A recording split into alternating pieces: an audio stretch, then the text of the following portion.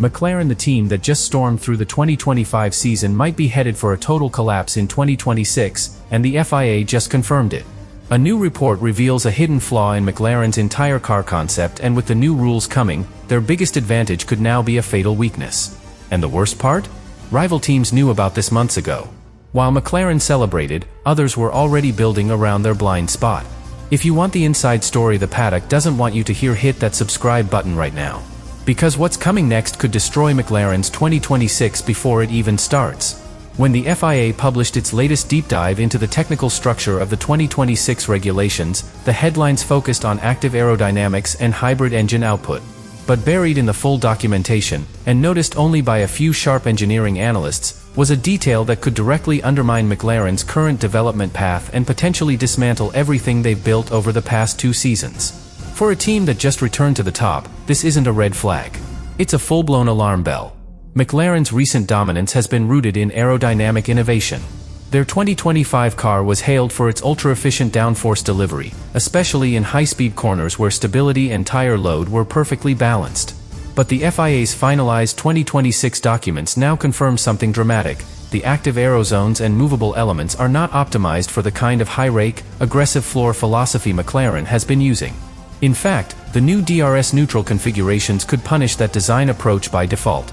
More worryingly, the FIA has placed a strong emphasis on power unit balance and energy recovery systems in 2026. And this is where McLaren may be caught completely off guard. According to internal paddock rumors, their current ERS design is heavier and more thermally complex than ideal, a byproduct of integrating power units from multiple suppliers over recent years. With strict weight caps and battery discharge limitations coming in, McLaren's package may suddenly find itself inefficient, or worse, non-compliant. The consequence? They might be forced to redesign their entire cooling layout and floor shape to adapt, not in testing, but now, mid-development. While teams like Red Bull and Mercedes have been preparing for this scenario since early 2024, McLaren poured everything into the 2025 title fight. The reward was clear, a championship. But the cost could be catastrophic. In F1, you're either ahead of the curve or you're running blind, and right now, McLaren is dangerously close to the latter. Sources inside Woking suggest there's panic behind the scenes. Engineers are rushing to reassess computational fluid dynamic simulations, wind tunnel correlations, and ERS output ratios. The team can't say it publicly, that would signal weakness. But the tone has changed. Technical directors who were confident 2 months ago are now calling meetings on Saturdays. That's not normal. That's crisis mode. Even more unsettling, rival teams are exploiting this vulnerability already. Mercedes, in particular, has quietly shifted its 2026 concept toward a lower drag, lower rake platform, the exact setup that benefits most from the FIA's new rules. Red Bull, after early testing errors, recalibrated its entire battery cooling unit to meet thermal output targets McLaren still struggles with. While McLaren looks over its shoulder, others are sprinting ahead. And this leads to the ultimate threat: time. The clock is ticking toward 2026 homologation deadlines. There is no extra grace period. If McLaren doesn't correct their direction in the next few months, they won't just fall behind, they'll start the new era with a fundamentally flawed car. And in a regulation reset that could lock performance gaps for years, that mistake could erase everything they've fought for since 2023. Inside the McLaren Technology Center, the public image remains composed, statements are filtered, interviews controlled, and media briefings optimistic. But behind those polished walls, there's growing unease. Team principal Andrea Stella, once lauded for stabilizing the organization and engineering its comeback, now faces his most difficult challenge yet. And it's not a rival on the track, it's the FIA's rulebook, and how poorly McLaren may have read it. The first sign of trouble came when internal simulations failed to match projected targets under the new active aero load conditions. These weren't minor variances, they were structural mismatches. The high downforce concept that dominated 2025 begins to stall, quite literally, under the new configurations. Stella reportedly called an emergency summit with his top technical staff in early November, just days after the latest FIA draft was finalized. That meeting lasted nearly 5 hours, and it didn't end with a clear solution. Zak Brown, the man responsible for McLaren's strategic direction and financial performance, is now walking a delicate line. He must reassure sponsors, protect long-term investments, and publicly support the technical team while privately demanding answers. Rumors from inside Woking suggest Brown has asked for a complete review of McLaren's 2026 development philosophy. That kind of reset is rare. And when it happens mid-cycle, it's a signal that trust is fracturing internally. Meanwhile, the drivers are starting to feel the strain. Oscar Piastri, who quietly emerged as one of the grid's most consistent performers in 2025, is reportedly confused by the lack of transparency in development meetings. Engineers have reduced detail in some briefings, citing sensitive adjustments. That's not standard protocol, and Piastri knows it. For a driver that thrives on data precision, this shift is unsettling. He's beginning to ask more pointed questions. And that's rarely a good sign for team morale. Lando Norris, once the emotional heartbeat of McLaren's resurgence, has become noticeably more cautious in his public comments. Gone are the lighthearted debriefs and optimistic post-race banter. In their place, more measured, even guarded remarks. Behind the scenes, sources suggest Norris has asked for private meetings with Stella to clarify the team's long-term plan. Norris knows what's at stake. He signed with McLaren to compete for titles. If 2026 becomes a reset to mediocrity, his future could shift fast. The growing disconnect between leadership and the garage is no longer just a technical issue, it's now a cultural one. The momentum that carried McLaren from the midfield to the top is beginning to splinter under pressure. Staff turnover has quietly increased. Key aerodynamicists are being approached by rivals.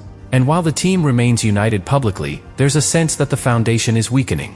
One wrong move, one failed test, and the cracks will no longer be deniable. And so, McLaren faces a dangerous moment, not because they lack talent, but because time is running out to admit they've made a mistake. The leadership has two options: double down and hope their concept can be salvaged, or pivot early, absorb the blow, and rebuild fast. The first path is easier to sell. The second is harder, but might be the only one that avoids disaster in 2026. While McLaren scrambles to adjust their internal projections, other teams, particularly Red Bull, Ferrari, and Mercedes, are not just reacting to the FIA's 2026 regulations. They're executing. These organizations, forged through years of political savvy and technical foresight, have quietly shifted into full 2026 mode, and every move they make now is engineered to capitalize on the very weaknesses that McLaren is only beginning to confront. At Red Bull, Helmut Marko and Adrian Newey were among the first to recognize how the active aero rules could reward a lower drag, ultra-efficient car philosophy. Even before McLaren wrapped up their final 2025 upgrades, Red Bull was already running simulations focused purely on minimizing floor sensitivity, a sharp contrast to McLaren's aggressive rake approach. And now, the early results are showing promise. By Q1 of 2026 development, Red Bull's package reportedly runs cooler, lighter, and more stable under load transitions. Mercedes, meanwhile, is leaning on its historic strength in hybrid systems. Their early era dominance in F1's turbo-hybrid era came from unmatched control over power unit deployment and thermal management. In 2026, with ERS limits and efficiency metrics under tighter control, that same expertise becomes gold. The Brackley-based squad has already finalized a new battery integration layout that sacrifices raw horsepower for consistency, a trade-off that's proving valuable in long-run simulations under the new regs. Ferrari, never shy about their political reach, has taken a different angle.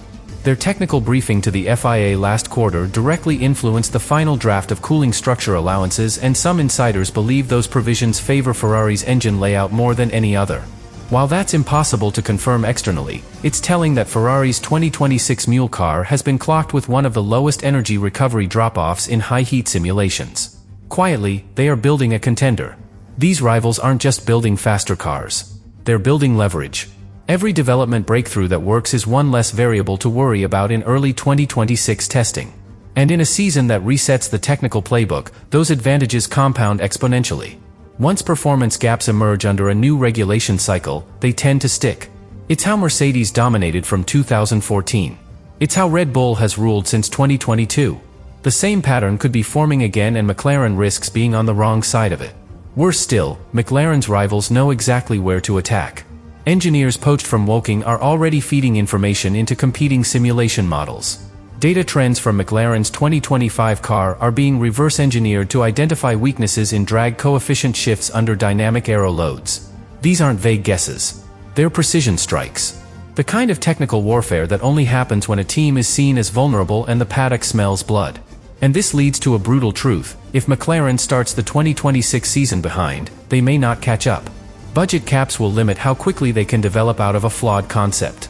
Aerodynamic testing time will be cut based on constructor standings. And internal morale will drop like a stone if results vanish. In a sport that never waits, the clock doesn't just tick, it punishes. The next 6 months are now a survival test. McLaren must fix a problem they didn't see coming, under pressure from teams who did. There's no grace period. No margin for error. And no forgiveness if they get it wrong.